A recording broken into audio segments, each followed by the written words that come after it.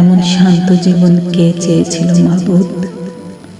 উৎসবে আনন্দ লাগে না, শোকে কান্না আসে না, আঘাতে দুঃখ লাগে না, দুঃখে অবাক লাগে না। 22 গজ নিচে নলকূপের জলের মতো এমন শান্ত জীবন তো চাইনি কখনো। আমারে নদীর জলের মতো বানাইতে পারতা, বাতাসে ঢেউ হইতাম, মানুষ আসত, দেখত, জোয়ার ভাটার মতো খোঁজ খবর নিত।